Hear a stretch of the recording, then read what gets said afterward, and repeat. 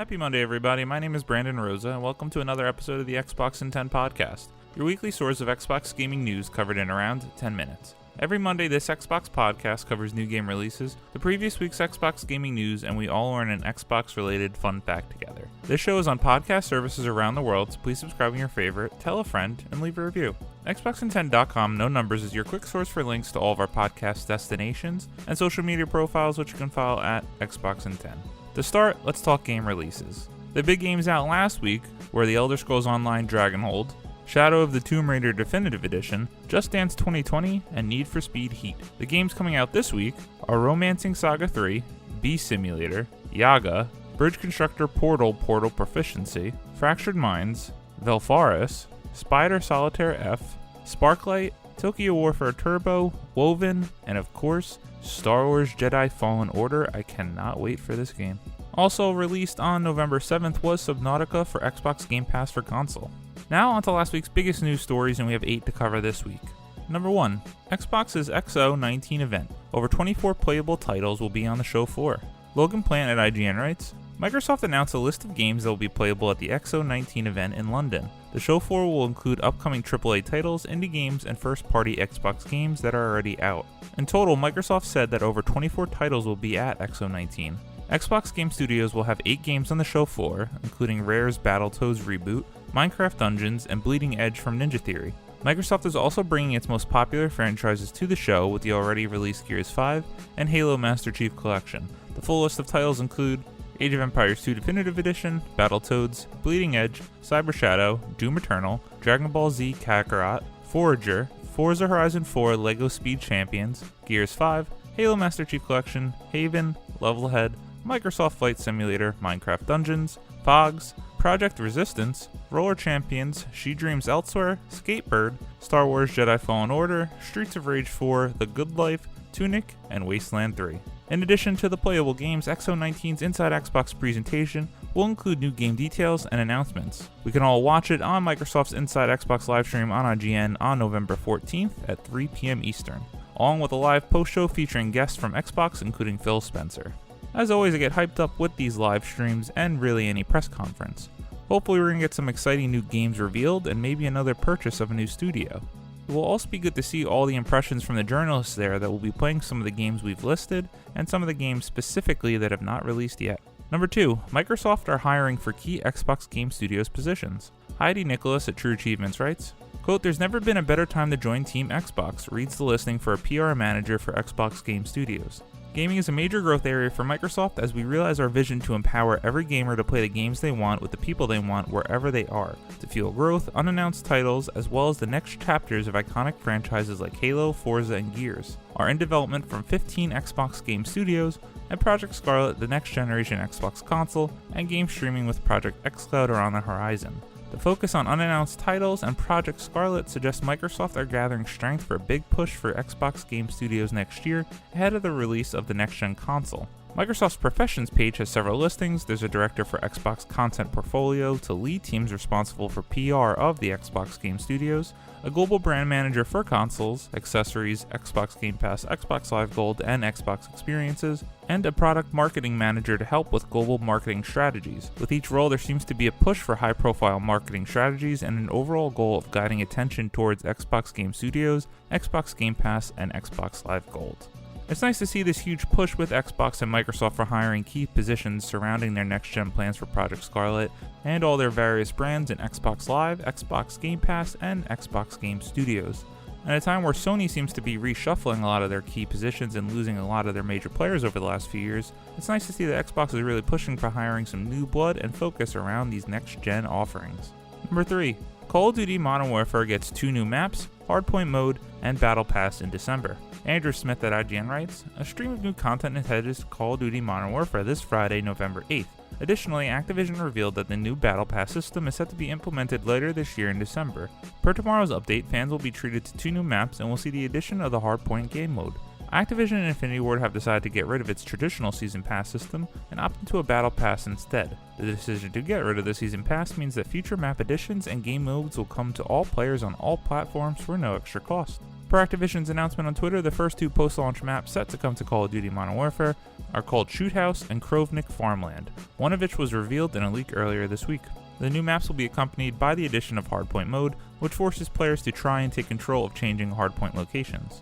The new Shoot House map, per an in-game announcement, aims to put players in close-quartered combat and will be available as a multiplayer map. The Krovnik Farmland map, on the other hand, will only be playable in the Ground War game mode.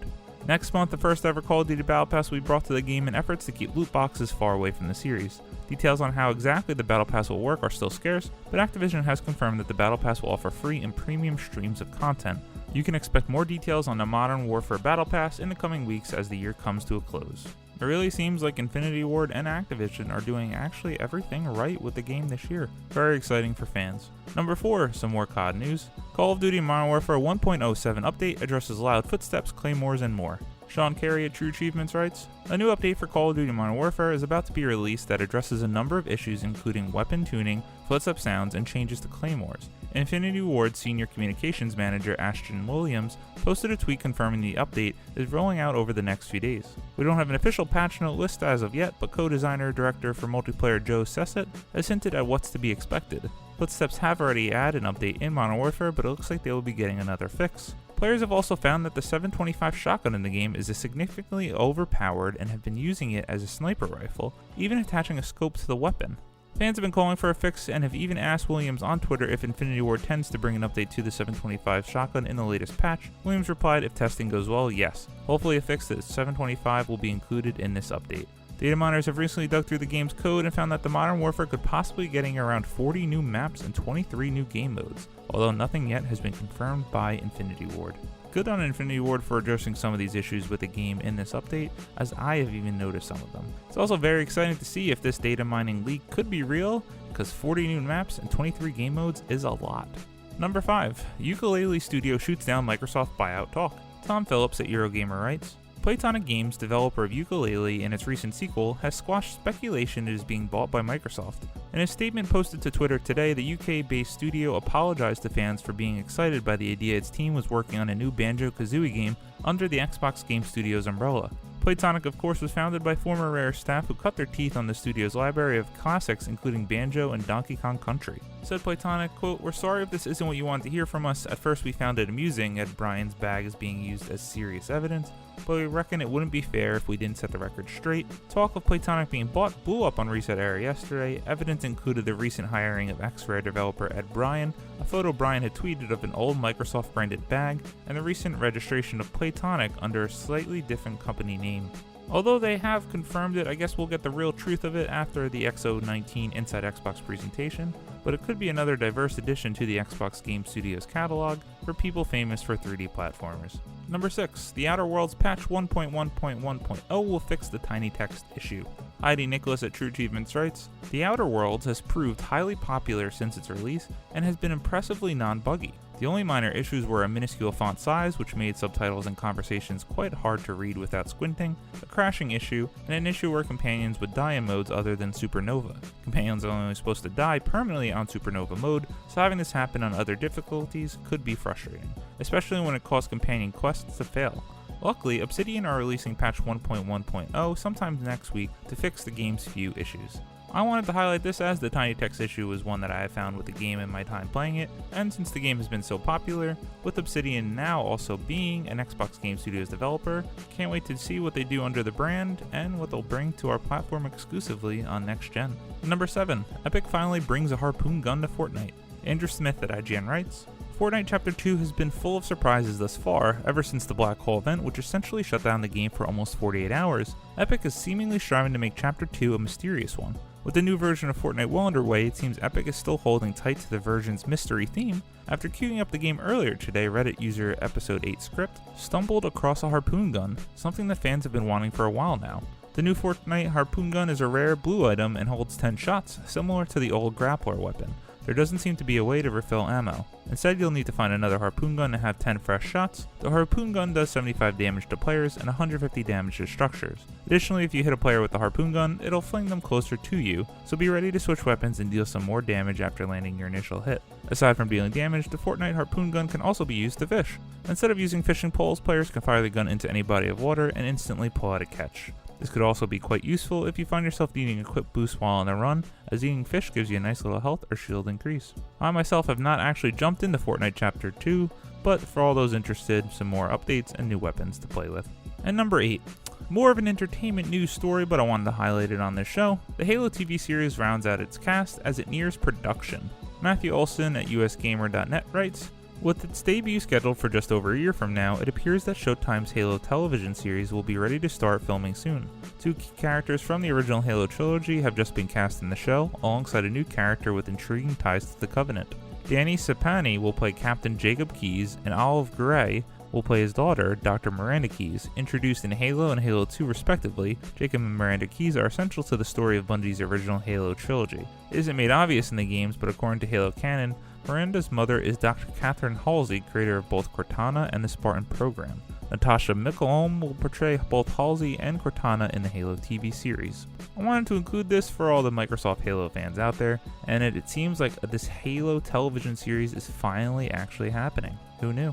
As always, we end our show with a fun fact about Xbox, and this one is about the X019 event itself.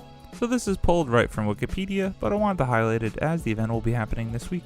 X, sometimes called the XO Event, is an annually held trade show hosted by Microsoft, showcasing its Xbox portfolio of hardware, software, and services. The history of the events have been as followed. X01 was in October of 2001, X02 September 2002, X03 in September of 2003. They then skipped a year and held X005 in October of 2005, X06 in September of 2006, and we didn't have another event until last year's X018 in November of 2018, and now this year, November 2019, X019. I can't wait, and I hope that Microsoft, and it seems like they will, continue to do the show every year. It's a nice way for fans to get together, and I hope that I can finally make it to one maybe next year. Let's see where the location will be. Thank you all for listening to the Xbox in 10 podcast, your weekly source of Xbox gaming news covered in around 10 minutes. If you like the show, please subscribe on your favorite podcast service, share it with your friends, and follow on all social media at Xbox in 10. This past week, I completed the Call of Duty Modern Warfare campaign, and I cannot think of enough good things to say about it. It probably would be my game of the year, which I can't believe I even said that, hadn't Resident Evil 2 Remake came out this year. I just have a soft spot for Resident Evil 2. It was one of my favorite games, and is of all time. I also started The Outer Worlds, and I like everything I've done so far, but I'm only about 4 or 5 hours in, excited to play more. My name is Brandon Rosa. You can follow me on Xbox at Brosa93. I hope you all had a great week, and keep on gaming.